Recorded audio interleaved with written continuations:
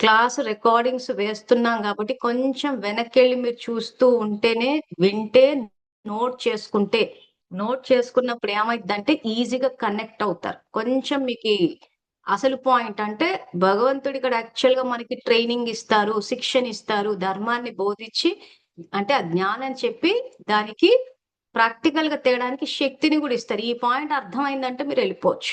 లేదు నేను ఆత్మని శాంతి స్వరూపాన్ని శివ పరమాత్మ నా తండ్రి అని చెప్పి అలా స్థిరంగా కొంచెం అభ్యాసం చేసేటప్పుడు వాళ్ళు వీళ్ళు గుర్తొచ్చేసారు, ఆ మాటలు గుర్తొచ్చి అలా మనసు నిలుపుకోలేకపోతున్నామంటే భక్తి ద్వారా రావాలి. సో అప్పుడు భక్తిలో ఇందాక చెప్పినట్టు ఆ బొట్లు పెట్టుకునేటప్పుడు నేను ఆత్మని, ఆ దీపం వెలిగించేటప్పుడు జ్యోతి అంటే యాక్చువల్ గా ఆత్మకి రూపం లేదు. ఇప్పుడు ఎవరైనా చనిపోయినప్పుడు ఆత్మ వెళ్ళిపోయింది అని అంటున్నారు. సో అది వెళ్ళిపోవడం మనం ఏమైనా చూస్తున్నామా? కనిపిస్తోందా? సో ఇక్కడ మనకి సినిమాల్లో చూపించినప్పుడు దాని యొక్క ఒక లైట్ రూపం లాగా ఇట్లా వస్తుంటది. అంటే అదొక ఏమంటారు దాన్ని నెక్స్ట్ లేయర్ తోటున్న వెలుగు టైప్ లో ఉంటది శరీరం. ఆ తర్వాత ఒక స్టేజ్‌లో అది చిన్న వెలుగు రూపంలో ఉండి తర్వాత అది వెళ్ళిపోతది. సో దానికి స్మృతి చిహ్నంగానే ఆ చనిపోయిన శవానికి తల దగ్గర దీపం పెడుతున్నారు. అంటే ఇప్పుడు చాలా మంది అలా దీపం అంటే నిజంగా ఆత్మల దీపంలాగా ఉంటదా అంట. ఒక వెలుగు అంటే ఒక చిన్న బిందువు అంతే అది. ఒక చిన్న లైట్ రూపం.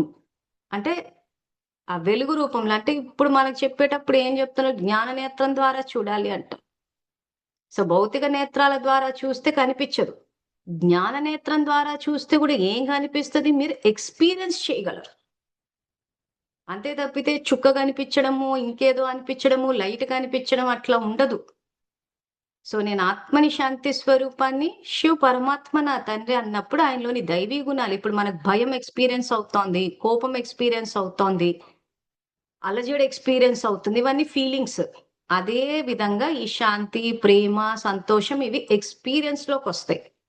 ఒక స్టేజ్‌లో ఏమవుతదంటే, మీ జీవితంలో జరిగే సంఘటనలకి ఏదైనా సమస్యొచ్చినా, మీరలా ప్రశాంతంగా కూర్చున్నప్పుడు మీ బుద్ధికే ఆ పరిష్కారం టచ్ అవుతది. ఇంకెవ్వరిని అడగాల్సిన అవసరం లేదు. ఒక తండ్రే మనకు కరెక్ట్ గైడెన్స్ ఇవ్వగలడు.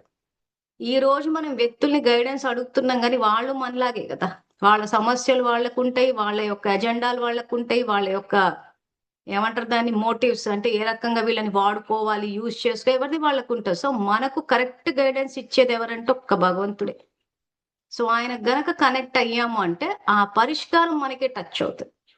ఆ తర్వాత పరిస్థితులు దానికి అనుగుణంగా కదులుతూ ఉంటాయి కాబట్టి, ఆ దిశగా వెళ్ళాము అనంటే, మనం ఎక్కడ గుంటలో పడకుండా ఉంటాం.